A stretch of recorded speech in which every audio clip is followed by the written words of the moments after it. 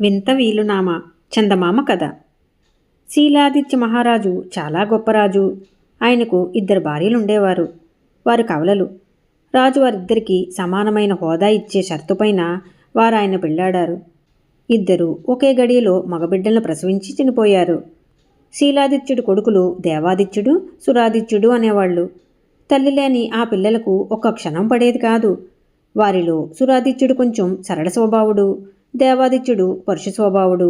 వారిద్దరూ ఇంకా యుక్త వయస్కులు కాక పూర్వమే శీలాదిత్యుడు ఆకస్మికంగా అకాల మరణం వాతపడ్డాడు. అందువల్ల మంత్రి అయిన నైనపాలుడి వద్ద రాజుగారి మరణ శాసనం లాంటిదేదీ లేదు. రాజకుమారులు యుక్త వయస్కులు అయ్యేదాకా రాజ్యపాలన మంత్రి అయిన నైనపాలుడి చేతిలోనే ఉంటుంది.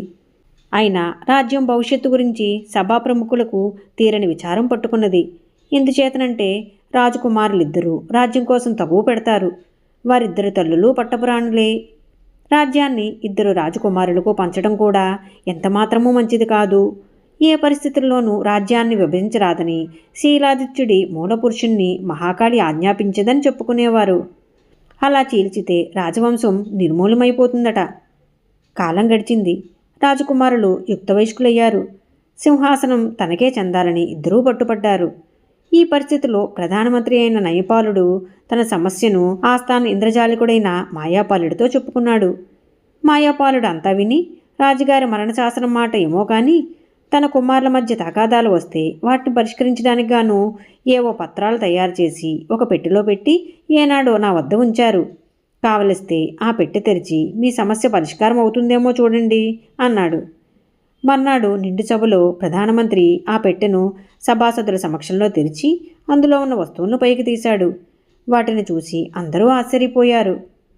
ఎందుకంటే ఆ పెట్టెలో ఉన్నవి 3 కాగితపు వలయాలు మాత్రమే. వాటి మీద 1, 2, 3 అని సంఖ్యలున్నాయి. వాటిని ఏమి చేయవలసినది మరొక కాగితం మీద రాసి ఉన్నది.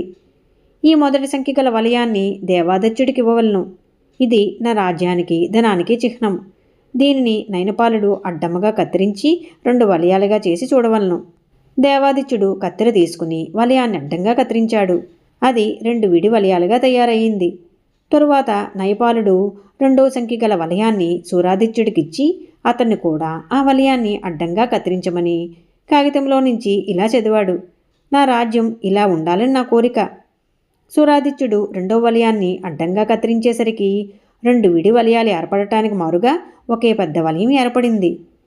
నైపాలుడు ఇప్పుడు 3వ సంఖ్య గల కాగితం వలయాన్ని దేవాదిత్యుడికిస్తూ దీన్ని అడ్డంగా కత్తిరించినట్లయితే నా కొడుకులు ఎలా ఉండాలని, నా రాజ్యాన్ని వారు ఎలా పాలించాలని నేను కోరుకుంటున్నానో తెలుస్తుంది అని చదివాడు.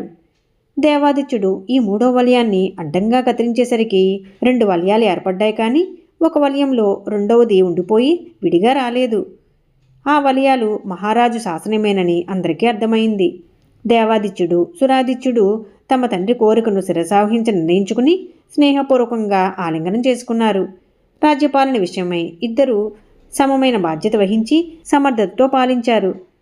అమిత గడ్డు సమస్యగా కనిపించినది సుఖంగా పరిష్కారం కావడంతో అందరికీ బరువు దిగిపోయినట్టయింది. సభ జరిగిన రాత్రి విందు జరిగింది. ఆ విందు నుంచి తిరిగి వెళ్ళేటప్పుడు నైపాలుడు మాయాపాలుడితో, రాజుగారు ఇంద్రజాలం ప్రయోగించారే, వారికి మీరే ఈ విద్య నేర్పారా అన్నాడు. అవును, వారు చనిపోయే ముందు నా దగ్గర కొన్ని ఇంద్రజాల విద్యలు నేర్చుకున్నారు.